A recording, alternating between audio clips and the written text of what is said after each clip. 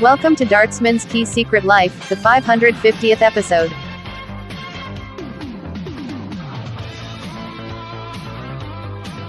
Please welcome along with Jamie Boyle, the First Lady of Newcastle gay scene. Please welcome Dartsman. I got key, I got secret, I got key to one another way. I got key, I got secret, I got key to one another way. I got key, I got secret, I got key to one another way. I got key. Hello, welcome to the 550th episode with me, yours truly. Doing something different for a milestone celebration. So, you remember Jamie Boyle, who hosted the last episode? Well, this episode is some preview of an exclusive footage live stream that Jamie did interviewing me, as he wanted to know about my Ghostbox sessions and how I started doing them. So you're in for a treat. Sit back and relax as I get interviewed by Jamie Boyle.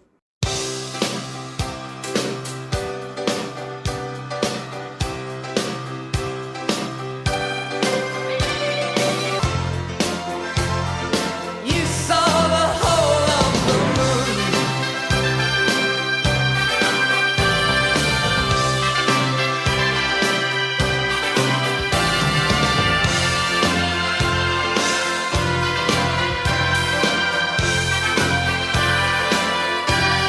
Thank you for joining me. I've observed your channel for a number of weeks now, and I must say I do find what you do really interesting.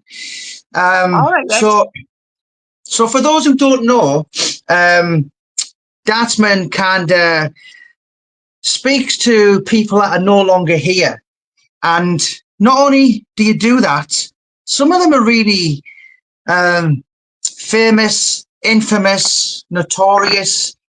Some really household names.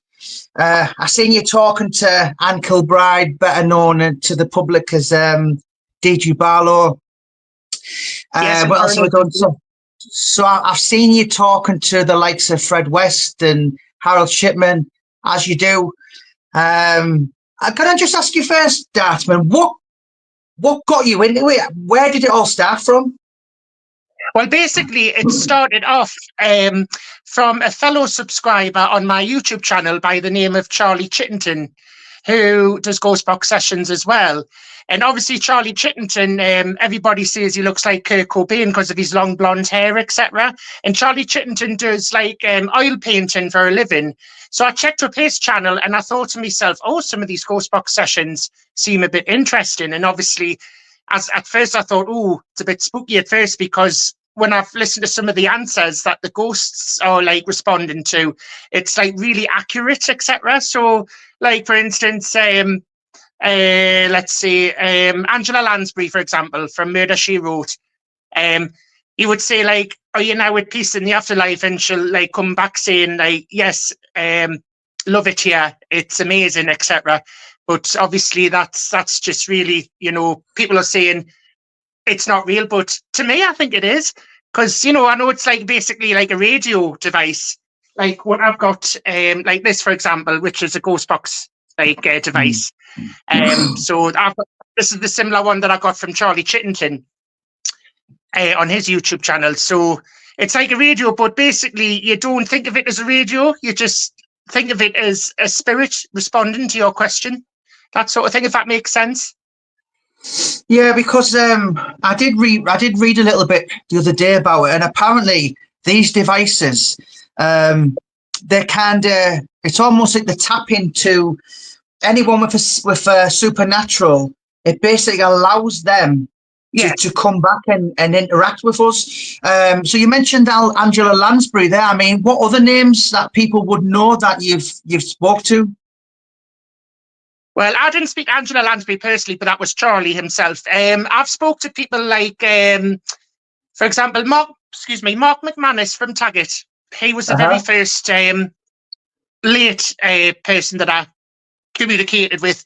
And some of the accurate responses I got from him were like Modder, and he was like from Scotland and that sort of thing. And obviously it was just really fascinating to hear that, because I just thought that sounds exactly like Mark McManus. Mm-hmm.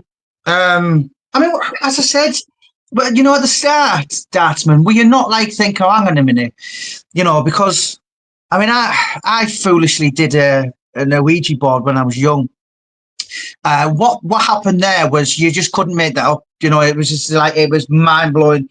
And obviously, I know a few people who've done it, and you know, but yeah, they say, you know, the spirits can latch on, and Yeah. you know, I've had certainly a couple of experiences. But were you worried, thinking like, hang on a minute, these, particularly some of your Fred West, your Harold Shipmans, these could come and stay here? No, I wasn't afraid at all. I just, you know, obviously I was at first, because I thought, oh, I wonder if it's going to be some sort of like witchcraft or something. But when I got into it, I thought, oh, you know, it's just basically like talking to a person that's alive today. But I just, you know, like put things together on the radio devices like that I use, that like when I listen to it, and obviously I have to play it back so many times to work out what that individual's saying and what he or she is responding to, like when I ask them that particular question. So like saying like, do you have a message for your family? And they'll say like, yes, dad loves you, or something like that. Because I've done a couple of ghost box sessions with a couple of late family members of mine, and a lot of their responses was accurate as well. So am I right in saying, you know, because I've seen a lot of people, listen, I'm in London a lot, and I've actually seen people do it in Whitechapel, try to talk to Jack the Ripper and the victims and that. And am I right in saying, when you're asking questions... Sorry?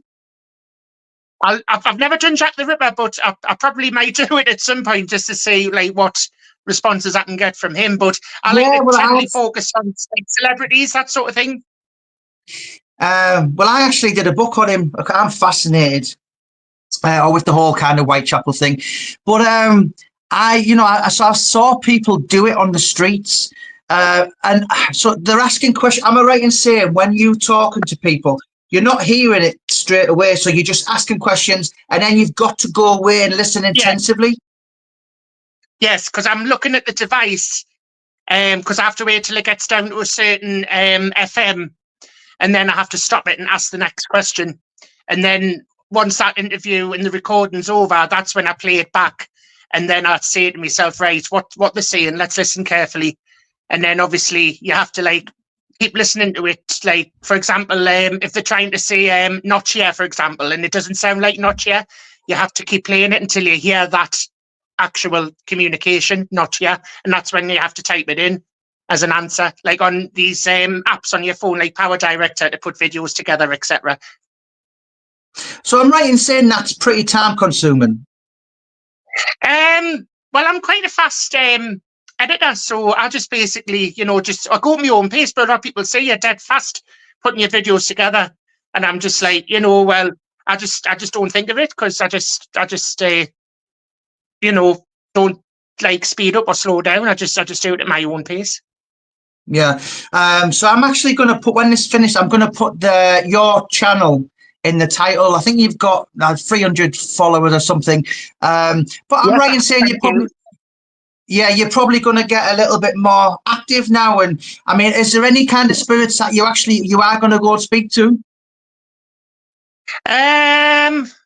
What did you say again? Sorry, it broke up a little bit there. So is there any kind of names out there from the spirit world that you'd love to try and contact, and you will be doing?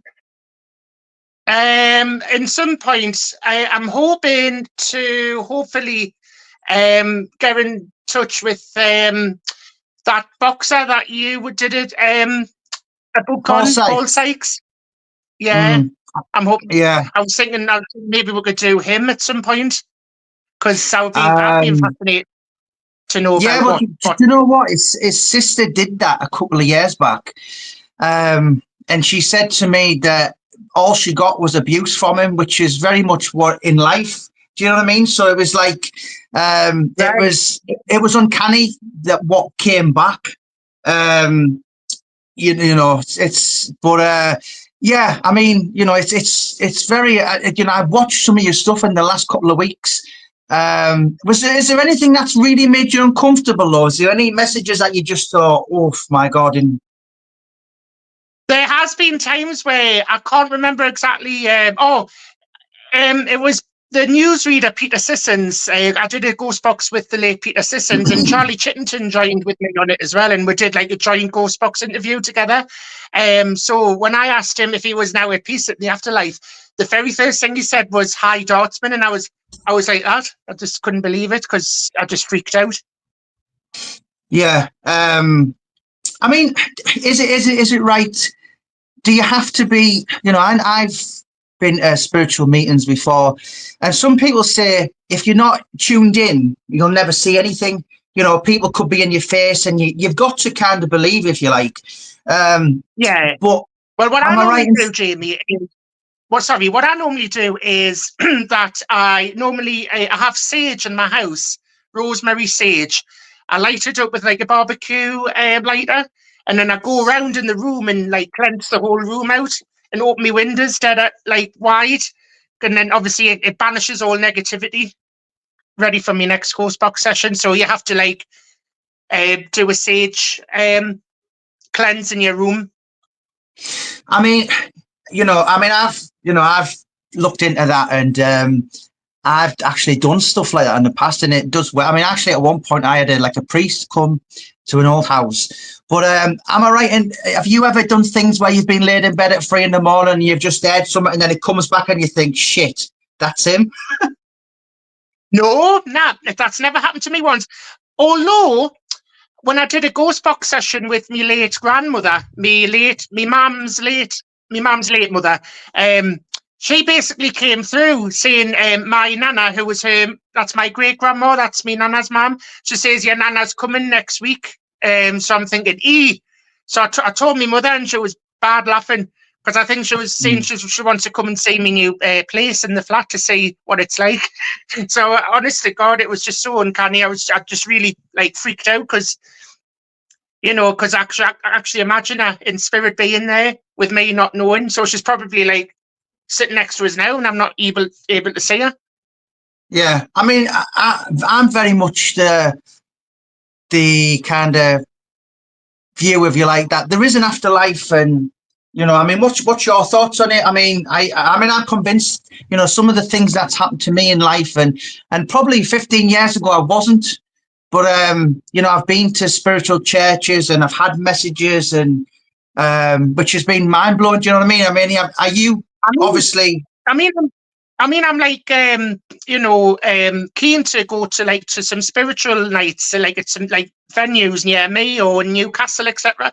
Because my friend, who's called Diane, she goes to spiritual events, and she, believe it or not, had a message come through for her from our late mother, because she's on about changing her doctor, something, and she wasn't happy where she was. Obviously, I won't go into too much detail, but she said she wasn't happy with things where she's based at, and then she came through saying, you've got to change your doctors, or you've got to go and see your doctor, that sort of thing. And then obviously she just couldn't believe it, that sort of thing, because, ghosts, I do think there's such thing as ghosts, because I watch Alan Robson's Night Owls, and you see loads of ghosts around when he's doing his walks, like in Hadrian's Wall or something like that, and it's, just really uncanny. I know there's just not a lot to tell about ghosts that just makes you think, God, there is such thing as an afterlife. Yeah, I mean, obviously it's frowned upon by the likes of the Catholic Church and things like that, but have you ever had Dartsman where people have been like, well, mate, listen, you need to just come away from that because it's demonic?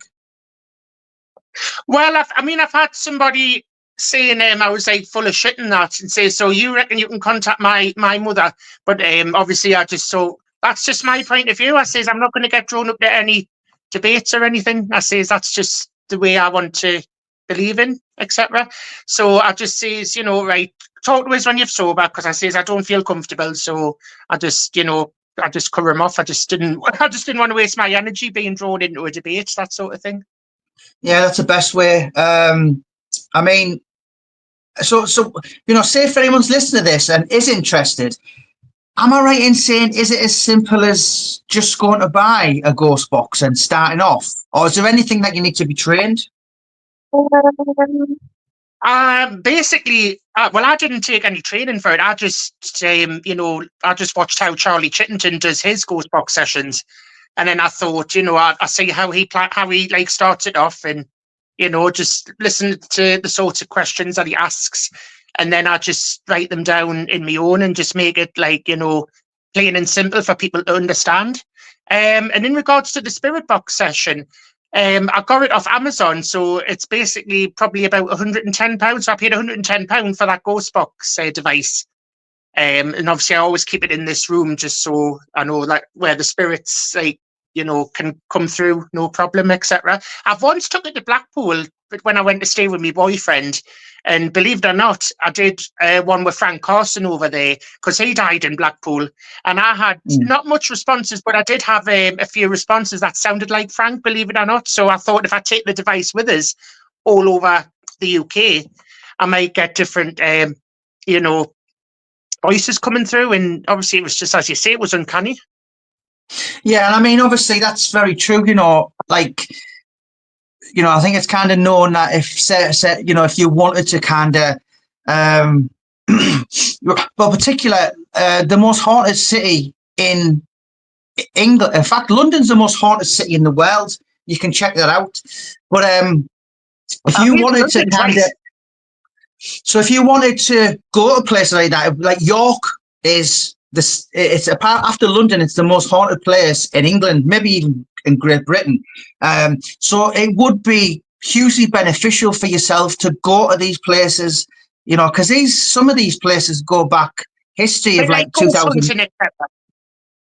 Yeah, as I said, I've been in Whitechapel about 6 times in the last year, and at midnight, you see them walking about and talking, and I've never really paid that much attention. I seen your thing this week, and I obviously asked you, and it's there's a place in London called Mitre Square, which is where Jack the Ripper killed his 4th victim, Catherine Eddowes, and apparently it's the most haunted out of all the sites. And I was there Halloween this year, and there was just groups all walking around with those little digital things like yourself, and obviously they're recording them, then they'll go reactions, that sort of thing. Well, I could see them talking into the devices, but obviously they're going to be going away and listen to it. But I've seen Paul O'Grady, God rest him, in the 10 Bells, which is the pub where the Jack the Ripper victims drank. It's kind of widely known as the Jack the Ripper pub. That's probably something like 300, 400 years. It's, it's.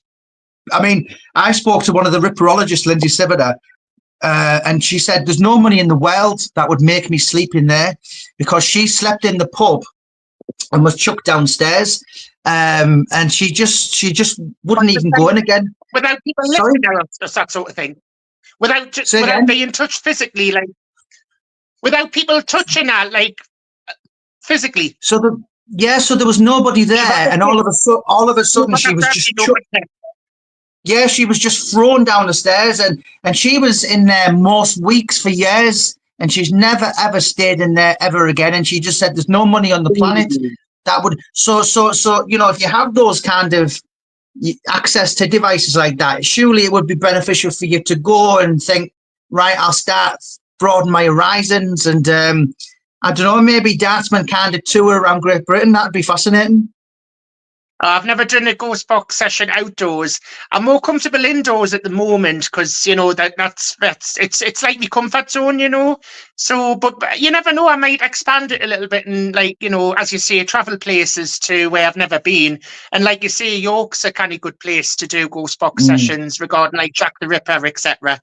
But yeah, I mean, as I say, it's just good to do it in your own time and in your own home.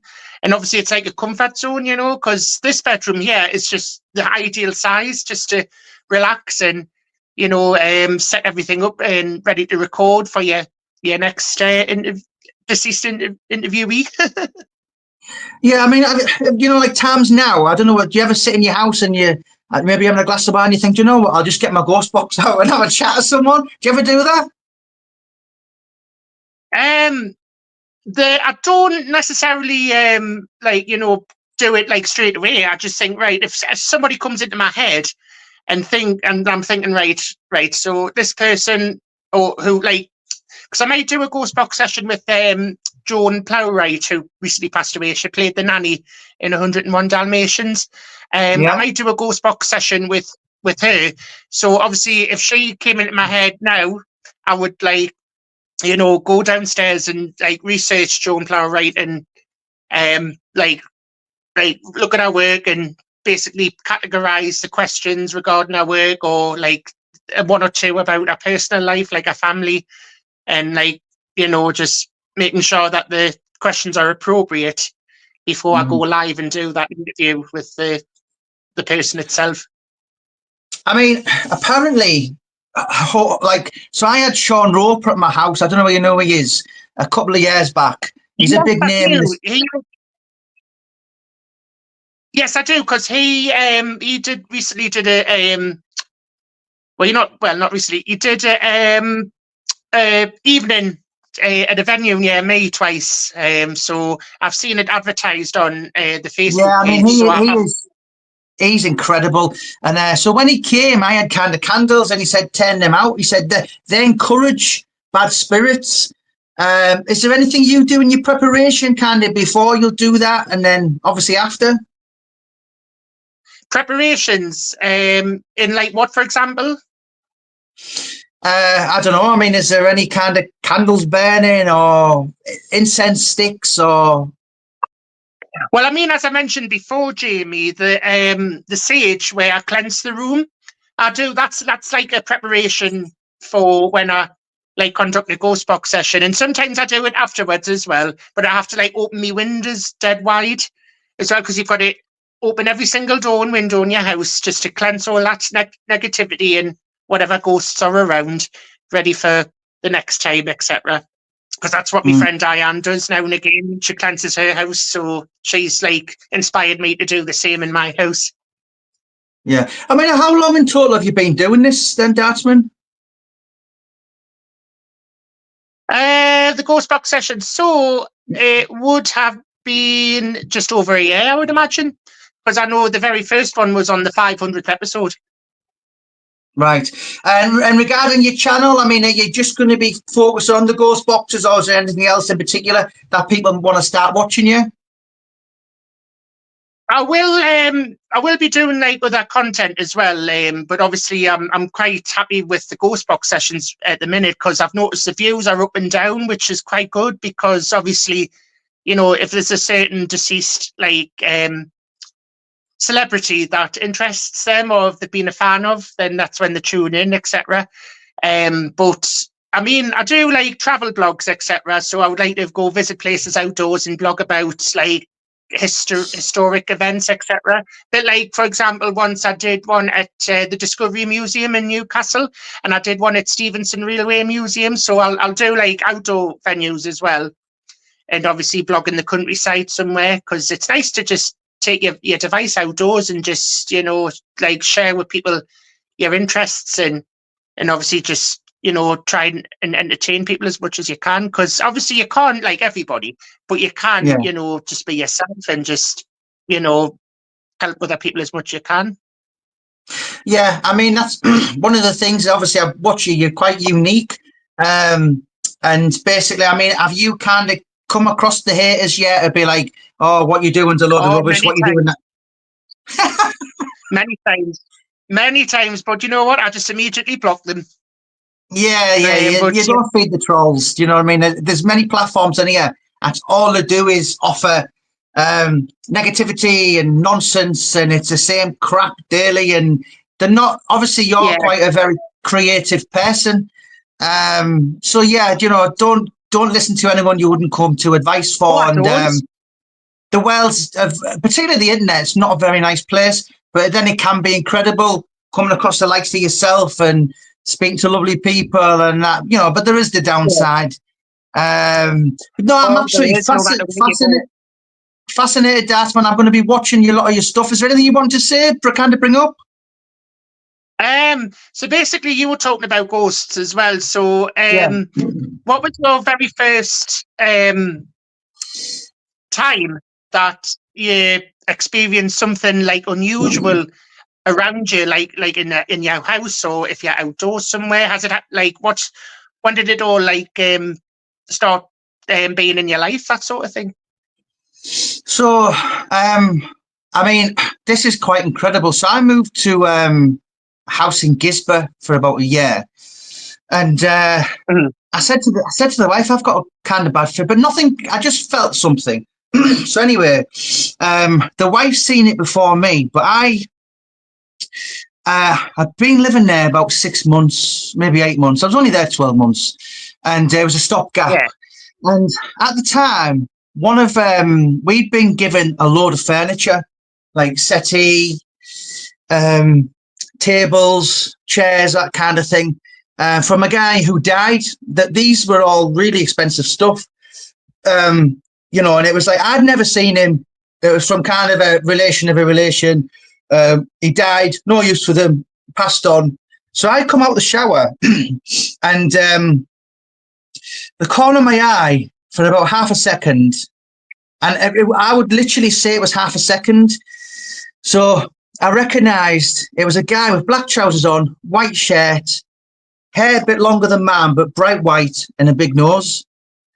And I walked, like Wilson Cummings. I walked back, and I tried to like do it again, like kind of. And I never said out for a couple of days. And I said, "Look, you might think I'm off my head here," but I relayed, and she went, "Jamie, I've seen him." And it turns out, so this was 2012. So 2009, we went and stayed with one of the relatives so this guy was called Mr. Morgan, who all his furniture was from. And I seen a picture of the guy who I'd seen, and it was it. Now, I don't care whether people believe me or not. On my son's life, I would never say that. I'd die for him. And that blew me away. And as I said, I didn't know him. It was half a second, but it was long enough for me to kind of clock who it was and what he looked like. And then, 7 years later, I seen a picture of him, and that was like. That's when you realised who it was. Yeah, it would be impossible. It was just, you know, and as I said, I really don't care. I've never put it in any books or nothing like that. And I've had one or two other little experiences, one or two I've not put in books, because if I'd have did, I'd have kind of killed my credibility, and people would have been like, he's off his head and all that, where I don't mind saying this because I've got nothing to gain from it. And I'm sure there'll be people watching now thinking, shut up, or he's off his head and all this, and which is fine. But that's just my personal experience. Have you had anything like that, Dartsman, away from the ghost box? No, I mean, obviously, as I say, ghost boxes are just, you know, one of my interests now. And the more I took it up, I just thought, you know, I'll stick with what I'm doing, and then just see what people will like the episodes, etc. But as I say, I'm more of an open-minded person when it comes to new subjects to like put on my channel, etc. Because there's bound to be subjects out there that I've never covered yet, which is probably well worth you know, bringing up, even if it's like sports or like geography, that sort of thing. And obviously that's something that I'm willing to continue doing for the future of me channel, etc. So as I say, if there's anyone watching, I haven't got any questions, but regarding that, you know, I mean, as I said, I know what happened, and I'll take that to my grave. You know, I wish I could take a lie detector, you know, and that was just quite incredible. And you know, there's probably a handful of people on the planet I've ever told that story to. Yeah, but you know, I used to go. It's nice to have people that share similar interests to like what we do, in our personal lives, like outside of our working time, etc. Do you know? And it's like you have to be kind of tuned in. You know, I remember talking to because I did I did 3 books on a guy called Lee Duffy, and I did 2 documentaries. And one of his sayings was to his best mate, "Put this in the book when I'm gone. You can put this in the book." And he used to say, "When I'm gone, I'll come and see you." And I asked his best mate, and I said, "Have you ever?" And he said, "No, nothing." But he's not tuned in where I am. And I used to go to spiritualist meetings, and the people who used to run that said, "You've got this kind of, I can sense from your aura that you have the capabilities of kind of, you know, as I said, there will be people watching this be thinking, shut up. But then there's the ones who are quite open-minded and have had similar experiences." And it does occur in real life as well all the time. Oh, absolutely. You know, there's a coincidence, this and that and the other, and it's not a coincidence. Because 9 times out of 10, because 9 times out of 10, people that say that you talk a whole load of shit or it's a load of rubbish will end up experiencing something themselves more likely, and that's what you call karma. Well, do you know what? It took me to the age of 31. And other than that, I wasn't, you know, because I am kind of open-minded. I have a lot of empathy. I'm quite probably unusual myself, and so I've always not disregarded anything. And I was 31 then, and nothing in life ever happened until then. And I used to listen. You don't mind me asking? 44. Right, you look good for it. Thank you. Do you know what? And it's as I said, I used to think, why do I not get that? And since then, you know, I kind of have, but you have to look for it. You have to be open. Otherwise, you know, people can be literally in your face. And, you know, for instance, I was at work the other day, and I was just putting something out the back, and a robin come up and just sat. Now, that's never happened in my entire life. And I got home and I said, sorry? Who's Robin? As in a bird. Oh, I thought you meant a person, sorry. No, so a bird came down and just sat near me. Oh. Now, I went home and I said to the wife, because I'm like a duty manager in a licensed premises, and I said to the wife, Rob, you know, and she said, yeah, that's a, you know, and it's like, it was just enough to say it come in front of me to let me see it, and then it went. So there's a lot of things like that in life can happen, and, you know, but you've kind of got to be open to them and see them for what they are. Otherwise, you know, the world will be bland and you won't see anything. Yeah, because being negative and like showing bitterness is just, you know, it's not the way forward, because life's too short. Absolutely. You know, I see some of the stuff on here and day in, day out, and it's, I don't know, you probably do, people arguing and calling people names, and I just thought, oh yeah, that all I'm time happy. You know, an average age, I don't know, I think in life you do well if you can get to 80. So half my game is over. And like, I'm not going to waste my life by sitting on here arguing and name calling. When there's things could be done better, and better things to do, like what you're doing and what I'm doing. Absolutely. You know, and if it makes you happy and you're not harming anyone, then good on you. And do you know what, Dartsman? It's been an absolute pleasure. Listen, I'm going to... Sorry? I'm saying if there's any negativity, you know, it's what you call a shit file. You write their name and put it in a shit file. And then when that bucket fills up with all the names, you empty it out and look at like who you've got rid of in your life, and then you just set it alight. Well, do you know what? I did a footballer's book a couple of years back called Alan Thompson from Newcastle, played for England. And when he was doing his coaching badges, when he retired, FIFA said to him, get a list, write down all the people in life who you like being around, the infectious energies, and write a list of people, pull you down. So he did it, Yes. and he said, so the tutor come up, got the piece of paper, said, which is that side, which is that side, ripped the piece of paper in half, scrumpled it in the bin, and said, that's what you do with those people in life. And that was quite thought-provoking. It was kind of powerful. You know, Alan's kind of spoke about his demons and depression and all that. And, you know, so when you do little, when you learn to little kind of things in life like that, which help your journey along the way. And, you know, I get trolls almost on a daily basis now, but I didn't know how to deal with it years ago, where now I just instantly block. I used to like to get the last word in, where now I just haven't got the time. The thing with that is to kill them with kindness. That's how I learn from dealing with trolls. Kill them with kindness and just, you know, be open-minded and just say, why do you think this? And, you know, do you think that's acceptable? And obviously, why is it that this is wrong? Why is it that's wrong? And then just you say, oh, okay, have a nice day, and then just block them. That's what I do. Yeah, I used to be like you, like, you know, having the last word in, and obviously, you know, it's not like that you're at a House of Commons debates, that sort of thing. Yeah. Because there are some childish, like, people in this world that just likes to try and bring one others down. Because what the world needs now, in the words of the song, what the world needs now is love. Yeah, absolutely.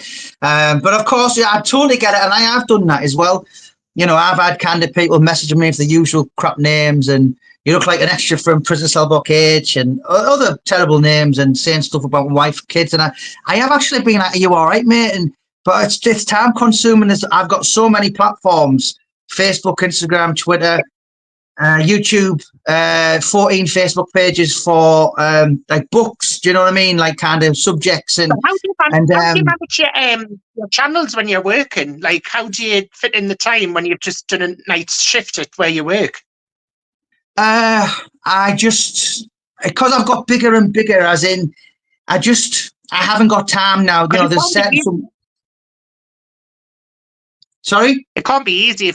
I'm saying it can't be easy if you're like finishing work and then you're having to spend time like on your book or like your social media pages when you just want time for yourself as well. But you just work your way around it the best you can. To be honest, I'm an addict in life. So what I do is I'm addicted to. You know, one year I released 6 books. It would have been 7 if I never put one in the bin for legal reasons. And I no longer do that. I no longer do that now. I'll probably just do 1 or 2 books a year. But it's a way of life, and it's a positive way. So because I'm writing, so I'm meeting a British. So I did 3 documentaries years ago. I'm meeting a boxer in February for possibly making my 4th documentary. And but this, sorry, oh, lovely. I said, yeah. So if I wasn't doing this, I'd be sat drinking, and I don't even think what I'd probably be doing. But because I like, you know, I don't really drink that much. I probably drink about once a month, but because I'm scared of the hangovers, because the last thing I want to do is be anywhere near a laptop when you've even got half a hangover. So this, like when you're all pissed or something. Yeah, this kind of creative outlook in life, and even talking to you, Dartsman, this is my new addiction. Do you know what I mean? So it's like, it's helping me. Well, you know, I do my best to help others as well. You know, I know you've got to put yourself first, but it's nice to be kind to others, isn't it? I mean, you said to me the other day, you know, you've got your issues, and you do this almost to kind of keep yourself busy. Is that right? Yeah, I mean, obviously, you know, like for instance, like government documentaries, which I can't deal with on my own. I have to get like support put in place. So like I'll ask like a family member, or I'll ask somebody at work if they can like help me deal with this situation, etc. So them situations are more or less under control at the minute. So obviously that's put a lot of you know, things off edge as far as, because it was a bit worrying at first when, you know, you learn how to deal with it, and if it's like deemed so serious, like for instance your money, having to get that paid to the landlord, which is now being sorted. So obviously there was errors on their side, which I've managed to deal with. Yeah. But you know what? I just want to thank you for coming on. And listen, I will be watching your channel. I hope you're more prolific. Yeah, I hope you're more busier. I'm going to put the title in this. Sorry, the video, your channel in the title for this video when we finished. And just keep cracking on, mate. And you've got a big fan of you. So thank you so much for your time, sir. Thank you so much, Jamie. Thank you. And I'll speak to you again soon. God bless, my friend. Keep in touch. Thank you. Bye. Take care. When I